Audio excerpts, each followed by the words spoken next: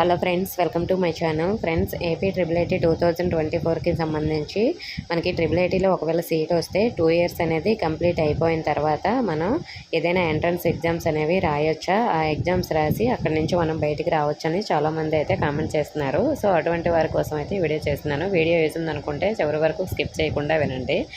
అలాగే కొత్తగా మన ఛానల్ చూస్తున్న వారు సబ్స్క్రైబ్ చేసుకుని పక్కన ఉన్న బెల్ ఐకాన్ని ఆల్ అనే ఆప్షన్లో పెట్టుకోండి. ఫ్రెండ్స్, మనకి ఇక్కడ ఏపీ ఇంటర్మీడియట్ 2 ఇయర్స్ తర్వాత ఏవైనా ఎంట్రన్స్ ఎగ్జామ్స్ రాసుకోవడానికి ఎలా అయితే ఆప్షన్ ఉంటుందో, ట్రిపుల్ ఐటీలో సీట్ వచ్చినా కూడా అక్కడ మనకి PUC 1 PUC 2 అని ఒక 2 ఇయర్స్ ఉంటుంది ఇంటర్మీడియట్ లాగా.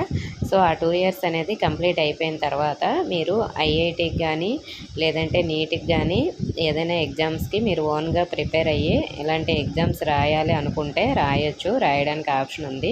వీటిలో ఏదైనా ర్యాంక్ వచ్చి మీరు అక్కడి నుంచి రిలీవ్ అయ్యి వేరే దగ్గర జాయిన్ అవ్వాలనుకుంటే వాళ్ళు ఆ ఛాన్స్ కూడా ఇచ్చారు. సో అక్కడ మనకి ట్రిపుల్ ఐటీకి సంబంధించి ఎలాంటి JEE మెయిన్స్కి కానీ నీట్కి కానీ కోచింగ్ అలాంటివి ఏమీ ఇవ్వరు. మీరు ఓన్గా ప్రిపేర్ అయ్యి ఏదైనా ఎగ్జామ్ అనేది రాసి మంచి ర్యాంక్ తెచ్చుకుంటే మీరు బయటికి రావాలనుకుంటే మాత్రం ఆ ఛాన్స్ మాత్రం ఉంది. సో మీకు 2 ఇయర్స్ ఇక్కడ ఇంటర్మీడియట్ సర్టిఫికేట్ లాగే అక్కడ మనకి 2 ఇయర్స్ సర్టిఫికేట్ అనేది వాళ్ళు ఇచ్చే బయటికి పంపిస్తారు. సో ఇలాంటి ఆప్షన్ మాత్రం ఉంది. ఇలా ర్యాంక్స్ వస్తేనే మాత్రమే మీరు బయటికి రాగలరు, లేదంటే బీటెక్ కూడా అక్కడే మీరు చేసుకోవచ్చు. సో మీకు ఈ డౌట్ క్లియర్ అయిందని అనుకుంటున్నాను. ఇంకా ఏమైనా డౌట్స్ ఉంటే కామెంట్ చేయండి, నెక్స్ట్ వీడియోలో క్లియర్ చేస్తాను. ఓకే ఫ్రెండ్స్, ఇన్ఫర్మేషన్ ఇస్తే వీడియోని తప్పకుండా లైక్ చేసి మీ ఫ్రెండ్స్కి కూడా షేర్ చేయండి. మన ఛానల్ సబ్స్క్రైబ్ చేసుకోండి. Thank you for watching.